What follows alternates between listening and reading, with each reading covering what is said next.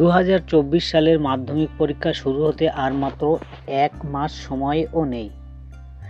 সময়ও নেই। গত বছরের থেকে পরীক্ষা বেশ কিছুদিন এগিয়ে এসেছে। এবার ফেব্রুয়ারির একেবারে শুরুতেই শুরু হয়ে যাবে মাধ্যমিক পরীক্ষা। ফলে প্রস্তুতির সময় কিছুটা কম পেয়েছে ছাত্রছাত্রীরা। তাই আগে থেকে একটা চাপ আসে তাদের উপর। যদিও ইতিমধ্যে মাধ্যমিক পরীক্ষার রুটিন দেওয়া হয়ে গেছে, তার পাশাপাশি পরীক্ষার সেন্টার কোথায় পড়বে সেই বিষয়টিও ছাত্রছাত্রীরা ইতিমধ্যে জেনে গেছে। সবাই কবে থেকে অ্যাডমিট কার্ড দেওয়া হয়েছে সেটাও তারা জানে, সেই তারিখও পরীক্ষার্থীরা জেনে গেছে। সব মিলিয়ে নতুন করে আর কিছু করার বাকি নেই তাদের। তবে এই শেষ মুহূর্তে কিভাবে তারা পড়লে পরীক্ষায় বেশি নাম্বার পাবে, অর্থাৎ প্রস্তুতি নিলে পরীক্ষার্থীরা মাধ্যমিকে আরও ভালো নম্বর পাবে, সেটাই আজকে এই ভিডিওতে তুলে ধরলাম। এই টিপসগুলো যদি আপনি মেনে চলেন বা পরীক্ষার্থীরা মেনে চলে এবং তারা যদি এই টিপস মেনে পড়াশোনা করে, তাহলে মাধ্যমিক তো 80-90% রেজাল্ট তারা করতে পারবে, একদম ফলাফলের গ্যারান্টি থাকছে। মাধ্যমিক পরীক্ষার্থীদের জন্য পর্ষদ সকল প্রতিষ্ঠানের যে টেস্ট পেপারগুলো বার হয় বাজারে কিনতে পাওয়া যায়, কিংবা স্কুলের পাশে যে দোকানগুলো থাকে সেখানেও পাওয়া যায়। ইতিমধ্যে এই টেস্ট পেপার বেরিয়ে গেছে। এছাড়াও বাজারে বেশ কিছু প্রশ্ন বিচিত্রা আছে বা কোশ্চেন ব্যাংক আছে, সেখান থেকেও তারা এই প্রশ্নের সেটগুলো বা টেস্ট পেপারগুলো তারা পড়তে পারে। কিভাবে পড়বে? এই শেষ সময়ে এসে পরীক্ষার্থীদের অর্থাৎ ছাত্রছাত্রীরা উচিত যত বেশি সম্ভব তারা টেস্ট পেপার সলভ করবে, অর্থাৎ টেস্ট পেপারের যে প্রশ্নগুলো তারা সলভ করবে বিক্ষিপ্তভাবে না করে, একেবারে পরীক্ষার মতো করে এক একটি প্রশ্নের সেট নিয়ে বসে বসে ঘড়ি ধরে 3 ঘন্টার পরীক্ষা দেওয়া দরকার। তারা বাড়ি বসে বসে এটা করবে। এতে দুটো জিনিস হবে। প্রথমত, নিজের প্রস্তুতি ঠিক কোন জায়গায় আছে সেটা তারা সলভ করতে পারবে, আর সঠিকভাবে উত্তর লিখতে পারছে কিনা সেটা তারা এই টেস্টের মাধ্যমে তারা করে নিতে পারবে। খামতির জায়গাগুলোও সহজে চিহ্নিত করা সম্ভব হবে, অর্থাৎ কোথায় তারা ভুল করছে সেটাও। এর পাশাপাশি দ্বিতীয় উপকারটি হলো, ঘড়ি ধরে টেস্ট পেপার সলভ করলে পরীক্ষা হলে গিয়ে নির্দিষ্ট সময়ের মধ্যে সব প্রশ্নের উত্তর দেওয়ার অভ্যাসটাও আগাম তৈরি হয়ে যাবে তাদের মধ্যে, ছাত্রছাত্রীদের মধ্যে। 2 নম্বর দেখুন, খামতি পূরণে নজর দেওয়া। গোটা সিলেবাস আগেই শেষ হয়ে গেছে। বহু ছাত্রছাত্রী এর মধ্যে বেশ কয়েকবার গোটা সিলেবাস রিভিশনও দিয়ে ফেলেছে। এই পরিস্থিতিতে নতুন করে গোটা সিলেবাস রোজ নাড়াঘাটা না করে, বরং যেগুলোতে খামতি আছে অর্থাৎ যেগুলোতে কমজোরি আছে সেগুলোর উপর বেশি করে নজর দেওয়া দরকার। টেস্ট পেপার সলভ করতে গিয়ে যে বিষয়গুলো আটকে যেতে হচ্ছে বা যেগুলোর উত্তর ততটা ভালো করে লেখা সম্ভব হচ্ছে না, সেগুলোর উপর এখন বেশি নজর দেওয়াটা জরুরি।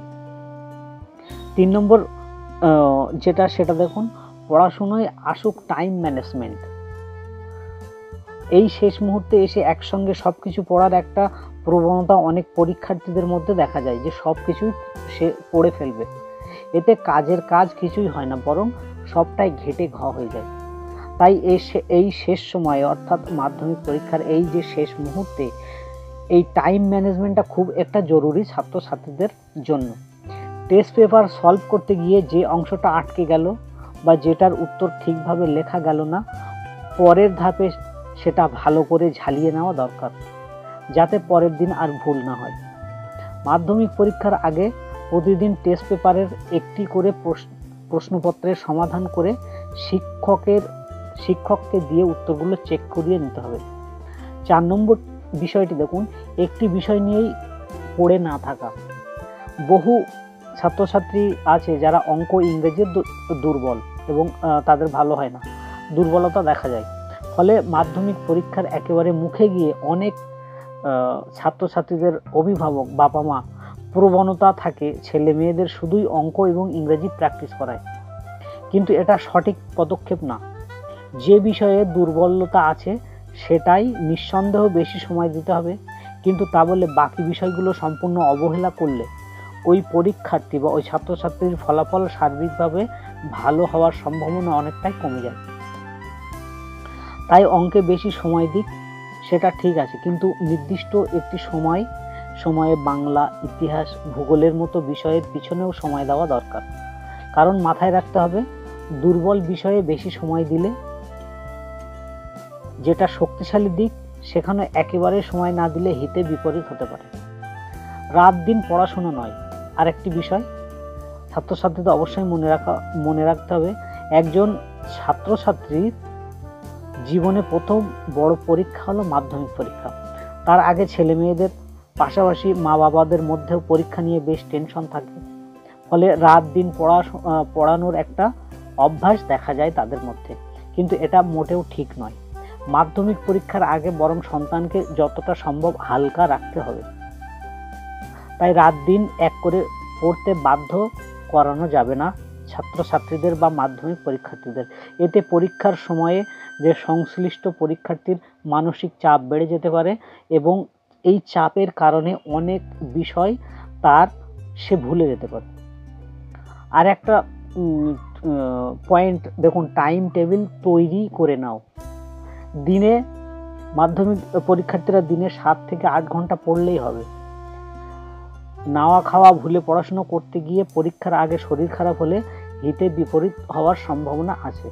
তাই সকালে কটা থেকে কটা পর্যন্ত পড়বে, সন্ধ্যেতে কটা থেকে কটা পর্যন্ত পড়বে, কখন ঘুমাবে, কখন গান শুনে মনটাকে হালকা রাখবে, সেই সব কিছু একটা টাইম টেবিল ছক করে নিতে হবে তাদেরকে। আর একটা সমস্যা তাদের মধ্যে থাকে, যেমন পরে নয় এখনই করো।